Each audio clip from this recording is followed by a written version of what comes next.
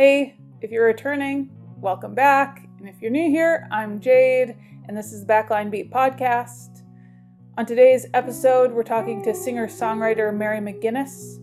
We take a deep dive into her process of songwriting and dissect a bit of her single, Bounded Beauty. We're actually about to hear a clip of that song right now as we get into the episode. Here we go.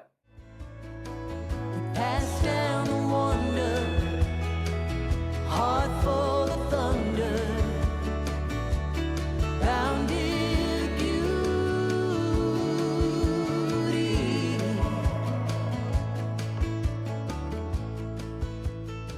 So first off, just introduce yourself and kind of who you are, what you do.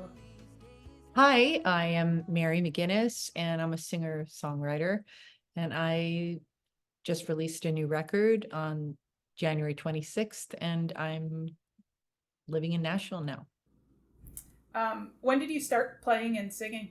I was always singing as long as I can remember, but I didn't start, and then I was doing classical music, and that kind of started in high school, but I didn't really start doing guitar and trying to write anything until I was in my early 20s. Did you play guitar a long time before that, or was it just kind of like... Not at all. I started teaching myself. I didn't play guitar at all. But it's so funny. It's like I wonder like how much is like a divine plan, because I remember rehearsing all the time from the mirror as if I had a guitar and with like a mic. And I was totally not doing that, but it's really funny how it turned out, even though at the time I wasn't going in that direction. What was your first guitar?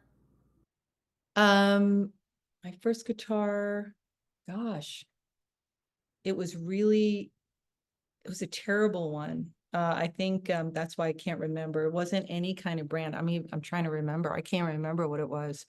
But I remember for the longest time, I couldn't play it because it had steel strings and I didn't realize. And I was like, oh my God, I don't know how people play guitar. It was so hard. And then I realized when I took it back that they were like, no, you have to change the strings. You have to find the right gauge, So I always tell people, I've run into so many people who are like, yeah, I just picked up guitar. It's so hard. I'm like, have you changed the strings on that? Did you change? And they were like, no. So anyway, it's something they should tell people when they know someone's like a brand new guitar player.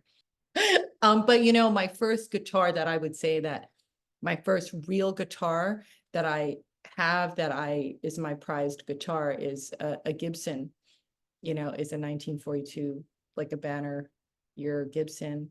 And it's, I got it like 11 years ago. I got it in Chicago at the Chicago Music Expo. I was on tour and I had been looking for, they say, you just hold the right guitar, and I had been using other guitars and stuff, but yeah, when I held that guitar, I was like, this is the guitar. And so they had to do some work on the neck, and then they shipped it to me.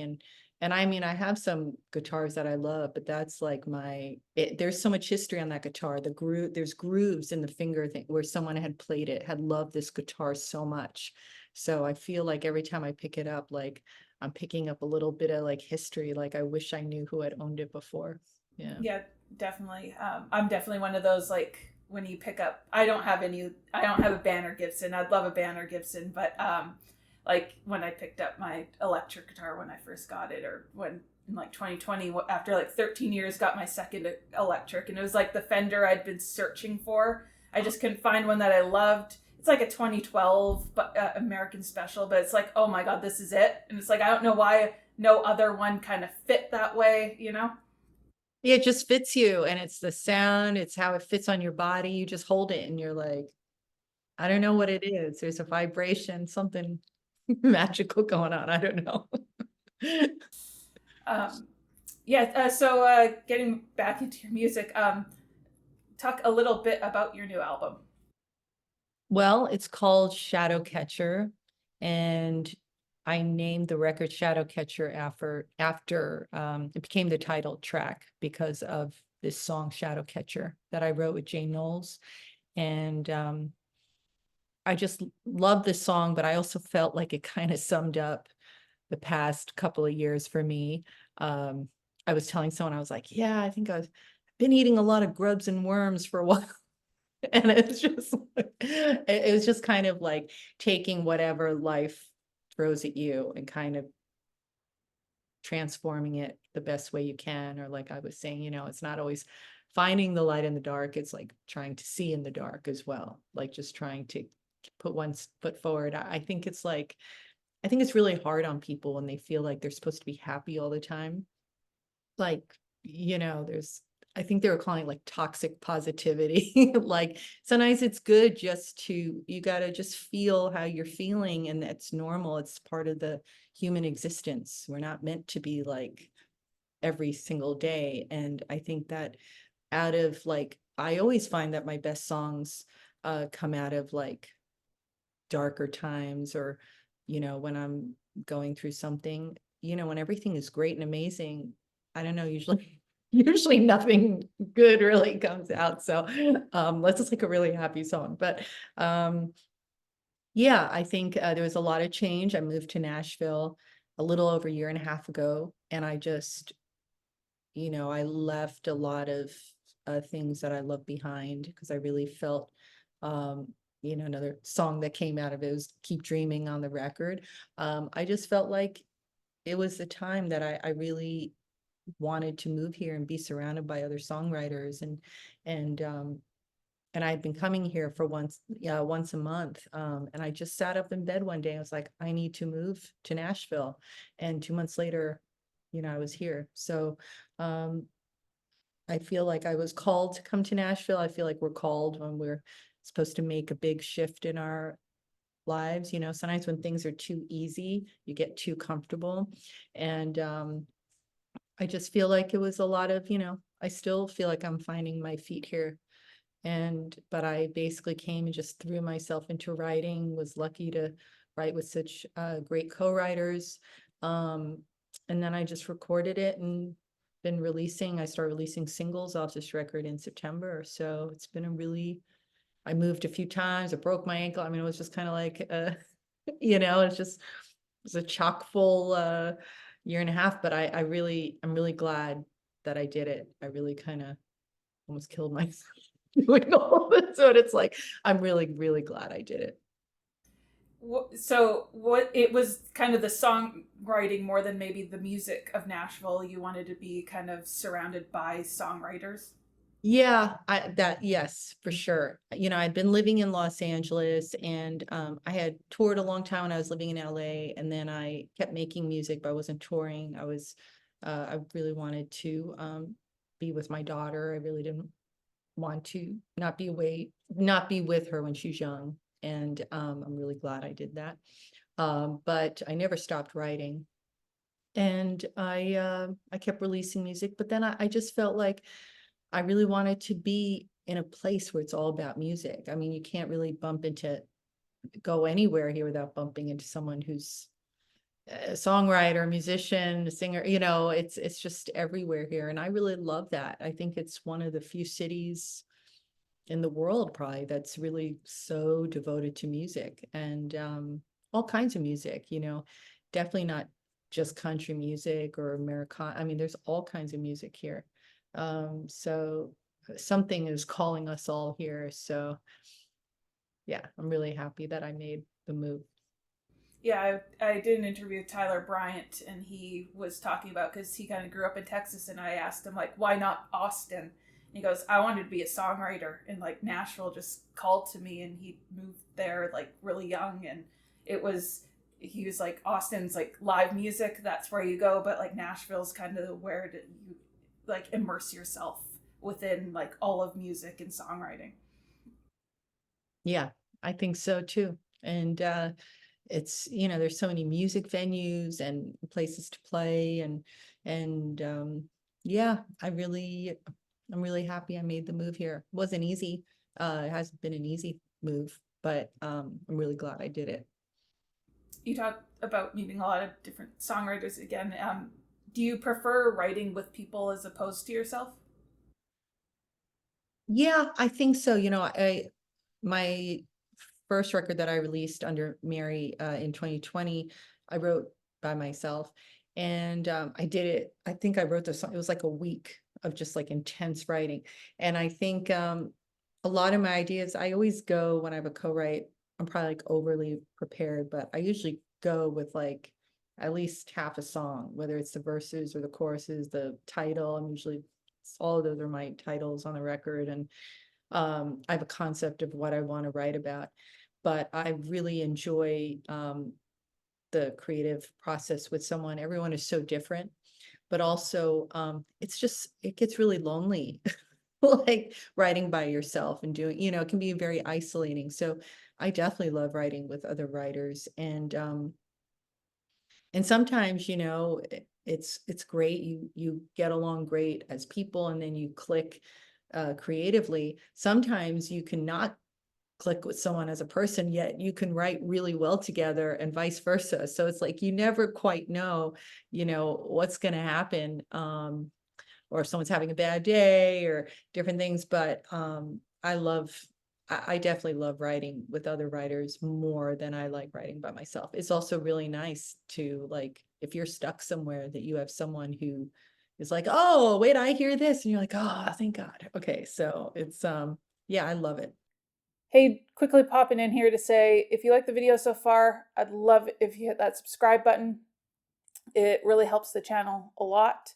I have a ton of things planned for this upcoming year, and I think you all will like it. And it includes interviews, hopefully in-person interviews. But I'm going to need your help to do that, whether it's just hitting that subscribe button, like button, checking out other videos of mine. And if you can help more and would like to help, there's ways to do so in the description box below, where I have a Patreon set up, or just like a donate button if you have a couple bucks and would just like to make a one-time donation. Thanks, and let's get back into the video. Do you say you generally have like a half a song? When you have something, do you have a certain writer in mind, or is it just kind of like, how does that work? No, I don't think I have a certain writer in mind. I think I usually the lyrics will come to me first, or that's usually, I like to have a story to craft the song around. I find it much easier to write the music around the story, because then I can kind of figure out what is the vibe that I'm going for, what's the feeling, what's the atmosphere of the song. And but no, I wouldn't say at this point. Maybe I'll further down the road, I'll be like, and I want this person to write with me on this, but yeah, it's just, I've been lucky to meet some great songwriters, and then we say, hey, let's try writing something. And it doesn't always turn out great. I mean, I think I wrote probably like 16 songs for this record. There's 10.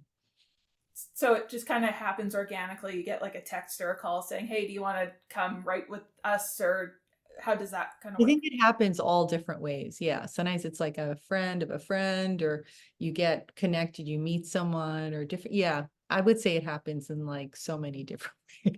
So you never know, but that's what I like about living here too. You never know what's around the corner. So Do you start with like the music, or do you start with the lyrics?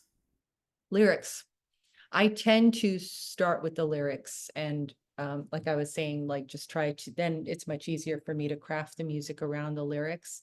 And then it also shows me with the lyrics, oh, this is the chorus.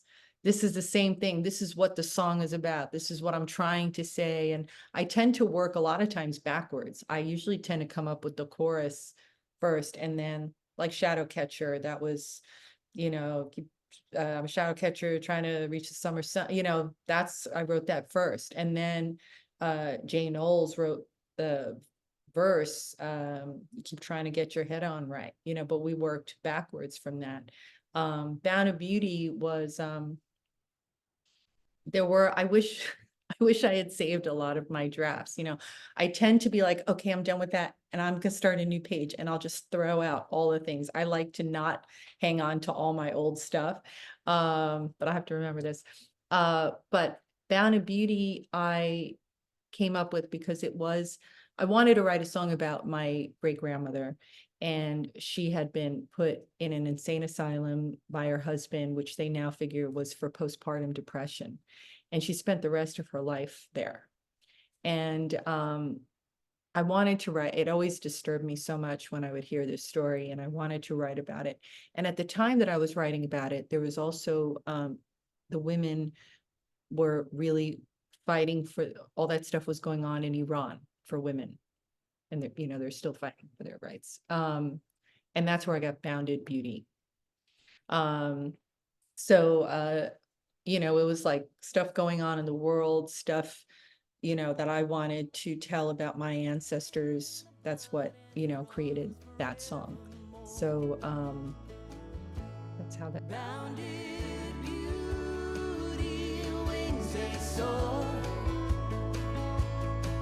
Oh, the wind, it calls you destiny, and now you're running free, running through me, a voice so clear. You pass down the wonder, heart full of thunder. Bounded. Nice. I was actually about to segue into that, and you did that for me, which is Oh. nice. This song. That's all over the place here. So getting kind of into Bounded Beauty, you can use that kind of as the talking point. Like, once you have the lyrics, when you're writing the lyrics, do you have the melody, or do you kind of take the lyrics that you have and then find the melody within that? What I'll start to do is I'll just pick up the guitar, and there are certain songs on this record that were written on piano. Like sometimes I'll just go and feel it, like Double Vision. I wrote the music, that's on the piano. Shadowcatcher. Well, I did write some acoustic, but then it was much easier on the piano.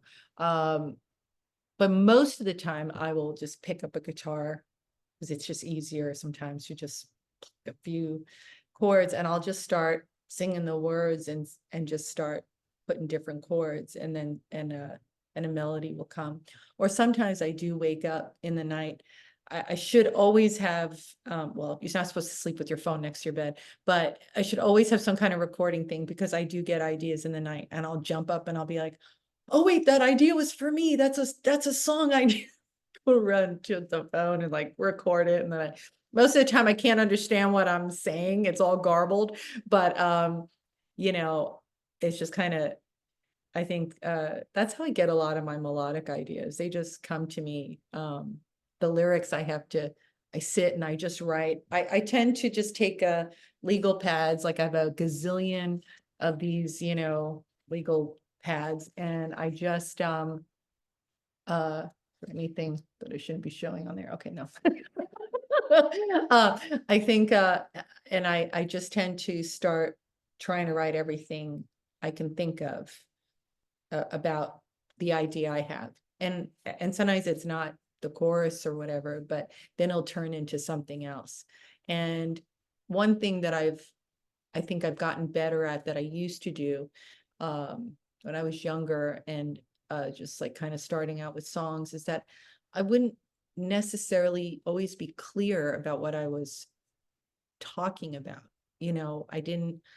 Everything kind of has to support the idea, the point of your song, or sometimes I would write too like poetically and kind of frilly. And, as I've evolved as a songwriter, I mean, you're just always trying to improve, it's like the golden onion, like you never stop peeling back and trying to improve. I just feel like you want every line that's there to kind of be there for a reason. I mean, that's not always the case, with hit songs or different things. But a lot of times it's also how it sounds. That's what I've realized too. Writing rhythmically is really important too. Yeah, definitely. Back to the phone thing, like I just watching like guitar players on YouTube and stuff. Like one of them was like, "Oh yeah, always have a phone. Just like record yourself when you have something." And like, oh, that makes total sense, because as soon as I stop the 3 notes I play and sound good, and then I'm like, I forget it 2 seconds later. And so like the amount of like riffs I have on my phone, and it's like then you go looking back and it's like, oh, that was good, or what the hell were you thinking there? Well, it's like Quincy Jones says, I love this quote. He says, don't throw the baby out with the bathwater. Like, save those ideas, or don't, like, there might be a seed of something in there that you might, think, oh, it's not good. And you just kind of delete it or throw it away. But he's like, give it a chance to like germinate a little bit, and yeah, I always now record stuff. And if I'm co-writing, I am always the one recording. And usually I'll write, oh wait, I wasn't recording them. Like, I got it. Because and a lot of times I know, or I used to do this more, now I record it, but I'd be like, oh, that's so good, I'm never gonna forget it. Like a melody, I was like, oh, there's no way, I'm not gonna forget that, I'll remember it. Have no idea. So, yeah, always lesson for everyone. Definitely record everything, your ideas and anything that you're doing.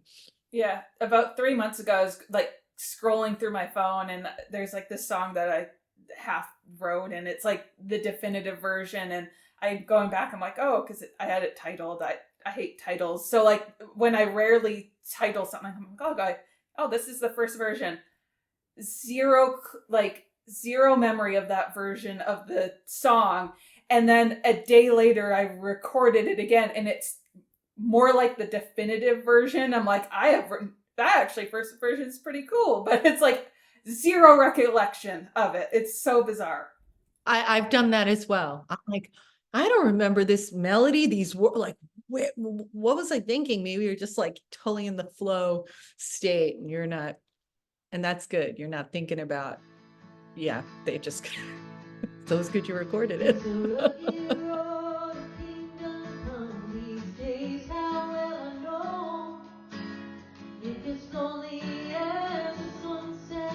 So for Bound of Beauty, I listened to your demo, and it's just you with the guitar, just recording. How does that turn into the like final song? Kind of, what's the process? Because of course it's a much more. I found an older one too. I actually found an older one that you don't have, and I don't think you could probably hear it that well. I have it in my phone. I'm trying to. It's from, let's see, August of 2022. Do you want me to try and play it for you? I mean, you can't. It's not the.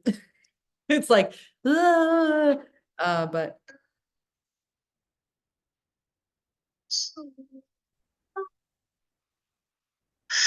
Let me move this one.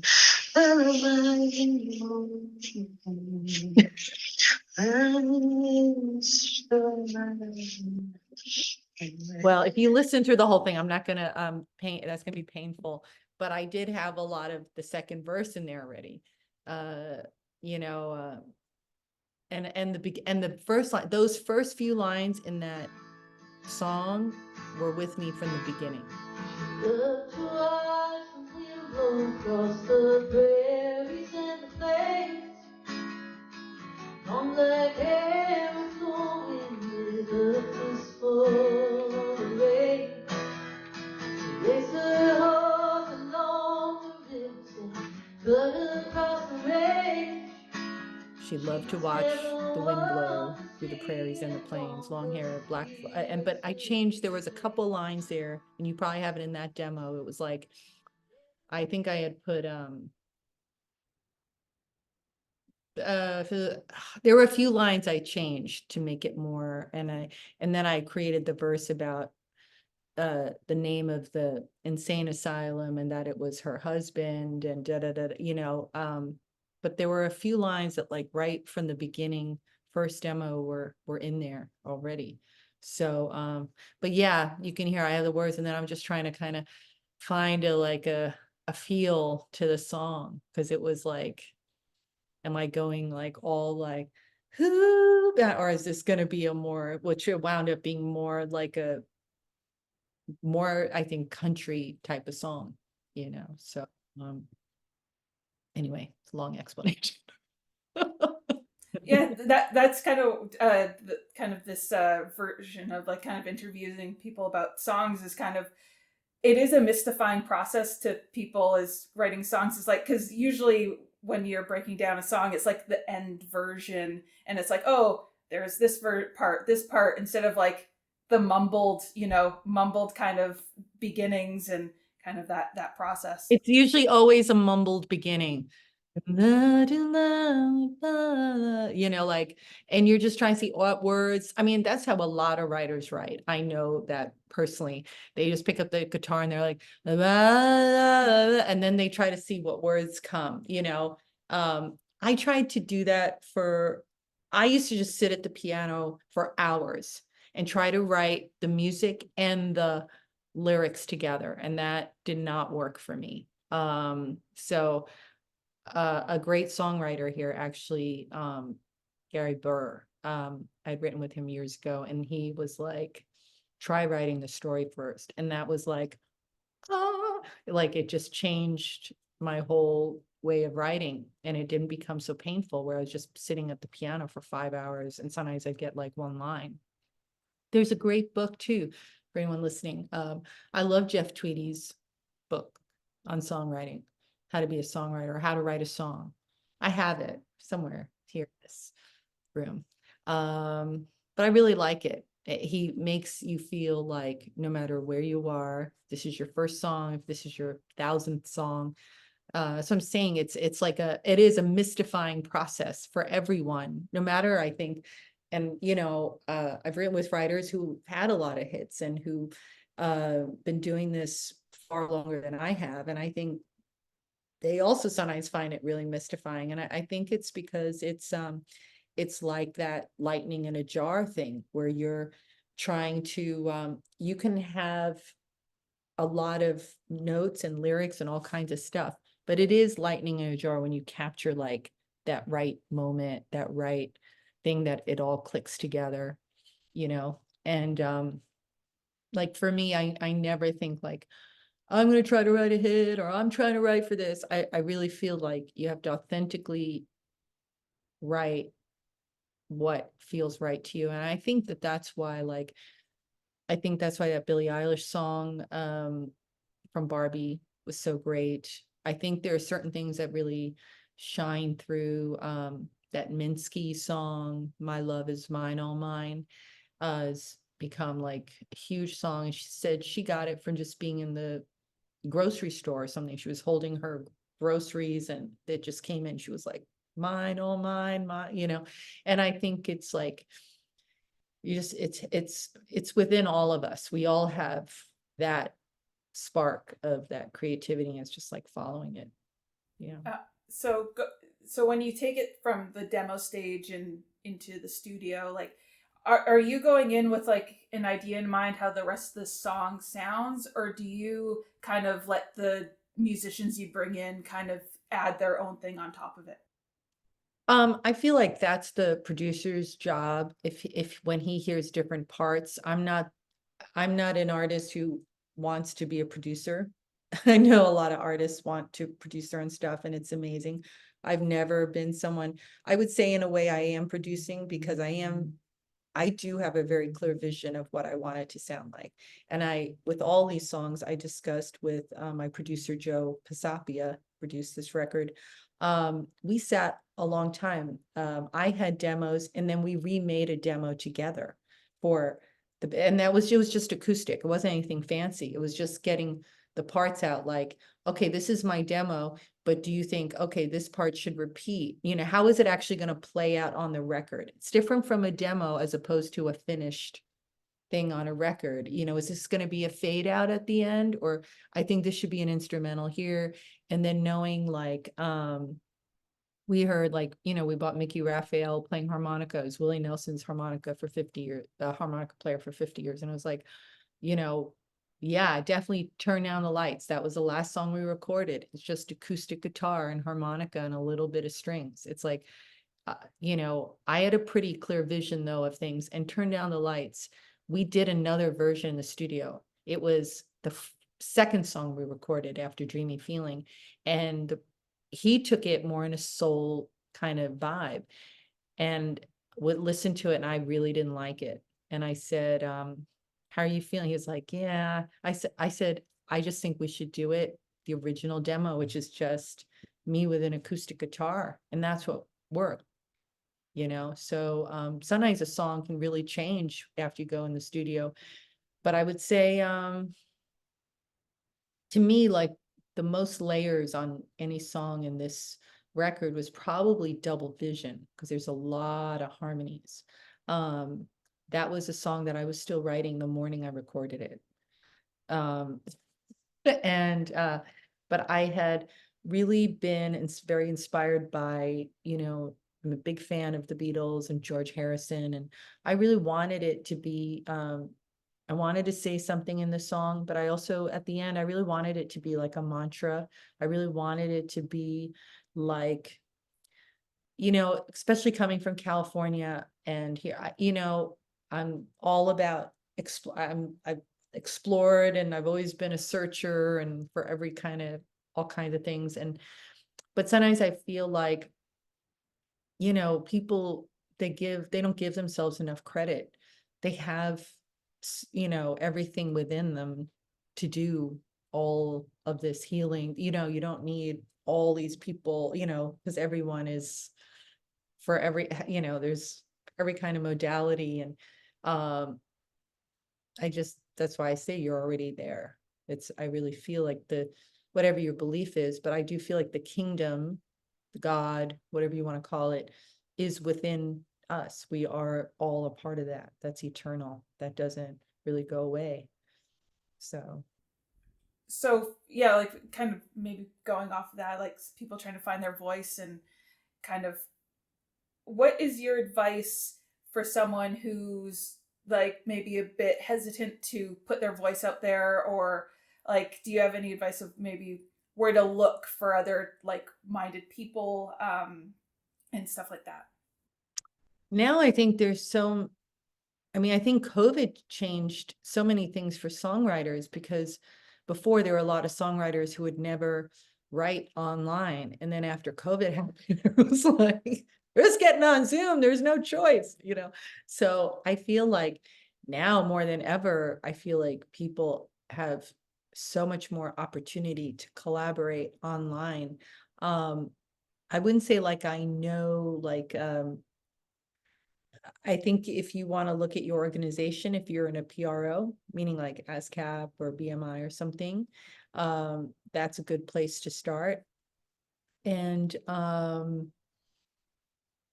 I think if there's, for someone who's really just starting out, like open mic nights, I just feel like there's so many more opportunities for songwriters now than there were even, yeah, when I was starting out. Like it's grown. I feel like it's exploded. I don't know. I just, everywhere I go, I feel like, and it's not just because it's in Nashville. Even in LA, I felt like there's a lot of stuff, especially for young songwriters, people in high school. There's songwriting camps.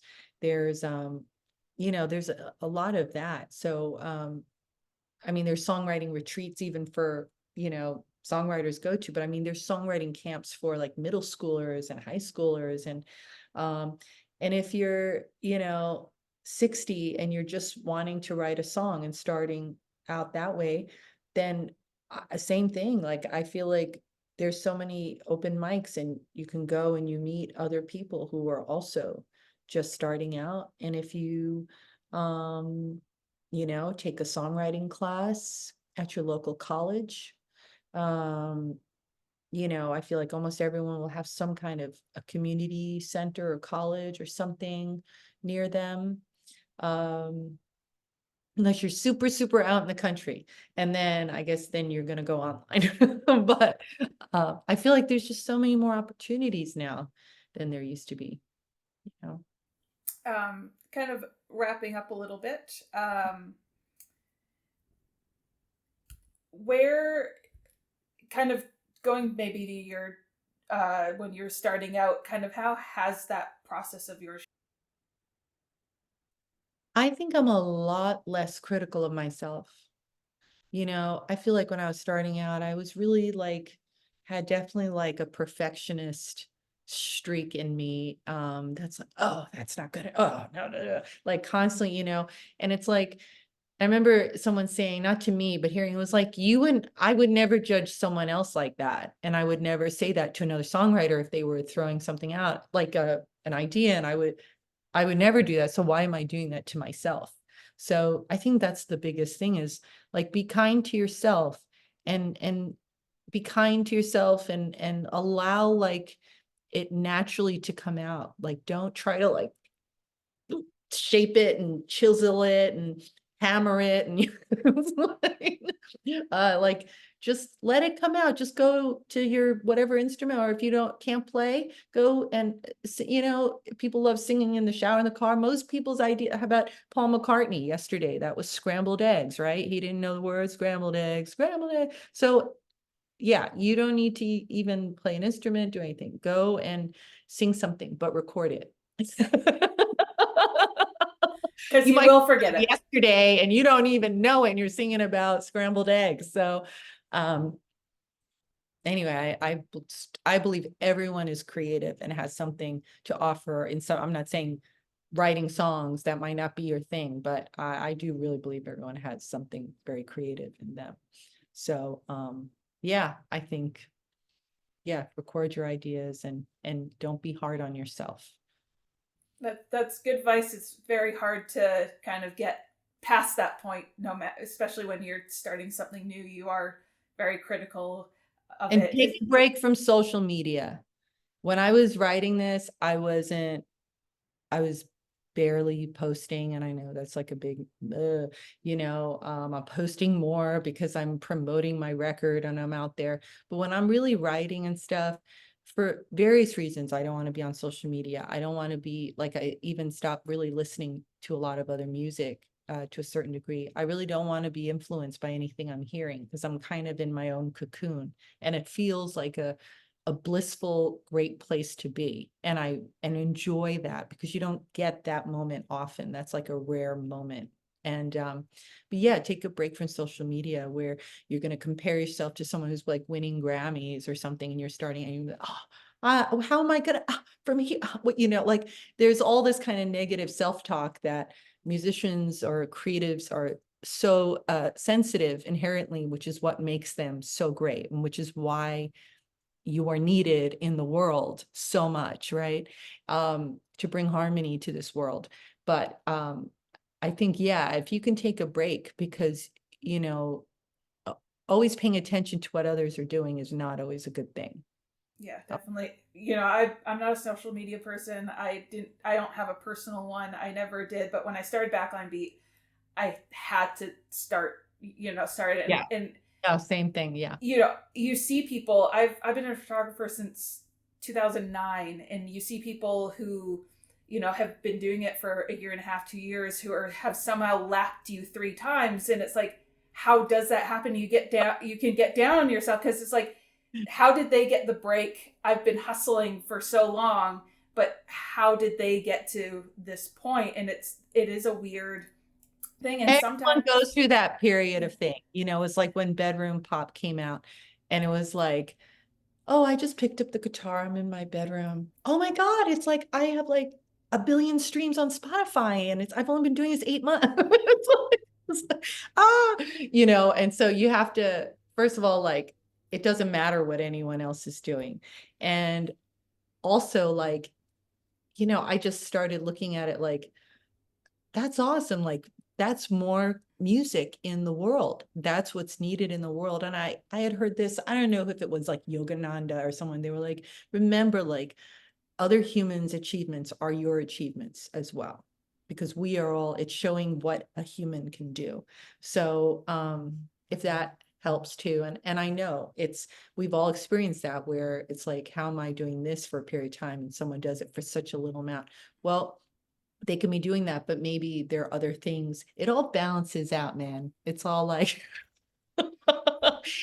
you just never know how it's all going to balance out. And so you just have to keep, I think so much of like, is really knowing that your gifts that you've been given are yours, I believe, for eternity. They'll never be taken away. And so never stop working on it. And, you know, it's, and and having faith or trust in the universe that when the time is right, that, things will happen for you, but you have to keep asking. And I think not asking, but believing it. And also that's how something that appears not to be moving, by you actually expecting it or believing in it, that's how appearances move, So anyway, that's enough philosophy. And I'll kind of add to kind of the musicianship of it is like me kind of going to shows and seeing shows and like kind of looking up going on bands and stuff like that. You can have musicians on Instagram, or I don't do TikTok, so I don't know like subscriber counts on TikTok or followers or whatever they're called. We're not missing anything. But like they could have a million followers or 100,000 followers, but are opening for a band that's playing to 200 people. But you can have a band that has 5,000 followers headlining 1,200 cap rooms, right? So for musicians out there, like those numbers don't really translate if you want to be out there hitting the pavement necessarily, because you could have 10 times less followers or subscribers and play for 10 times as many people.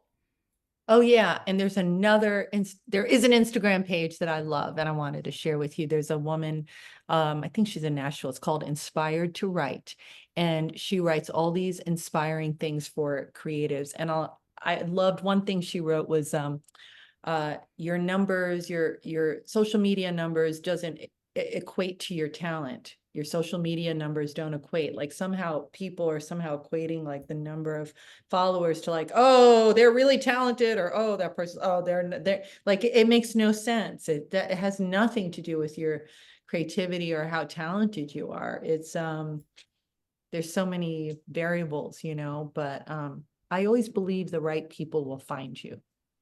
You keep doing your thing and you keep putting out good energy, and the right people are on your frequency, they will come and find you. You don't always have to be hustling to go after someone else. I'm not saying this to you specifically, Jade. I'm saying like to everyone, like I just feel like the right people will find you, and trust that they will, prepare the way for them, prepare for them to find you. That's what I'll say. I will let you go with the final question that I ask everyone. Yes. But one person I somehow forgot to, my last interview. Oh. If you were to meet a civilization that had never heard music before, what song would you play them? It could be one of yours or someone else's. Oh, whoa. I had two people come in simultaneously. Can I put like Imagine by John Lennon or Ennio Morricone, The Okay. Mission? I had an Popped into my Imagine. head at the same time. Oh, you did too? Susan Ammons, I interviewed her last year, and she came in with Imagine. It'd have to be a Beatles song or something. Yeah, Ennio Morricone too. That's pretty amazing. So yeah, a great question. Thank you. So plug yourself as we head out. Plug yourself, tell people where they can find you and all of that good stuff. Yes, on social media. Yes, Mary McGuinness. It's the same across all my socials, so hopefully it'll be easier to remember. It's Instagram and Facebook is Mary McGuinness Official. YouTube is Mary McGuinness Official. TikTok is Mary McGuinness 1. And my website is Mary McG, MCG. It's short. And McGuinness is spelled like the beer, just so you know. That'll make it easier for you too. So, thank you. So yes, have a good rest of your day, and I hope we get to talk soon again. Yeah, you as well, Jade. Thank you for having me. I really appreciate it. It was a lot of fun. Thank you. Yeah, thank you. Bye. Bye. I hope you liked the video as much as I did. Thanks again to Mary for coming on and talking. It was a lot of fun. And once again, I'd love if you checked out other videos on the channel and hit that subscribe button, and also leave a comment on who you would like to see me interview in the future. One of the things I do have planned for this year is some in-person interviews that are, maybe not so close to home. And I'd love for you guys to be along for the ride. And some other cool features, including different areas of music. And it should be a lot of fun. But I'm going to need everyone's help to get there and bring that too. So if you can help, thank you very much. If all you do is hit that subscribe button, hit that like button just as well. Thanks, and have yourself a good one.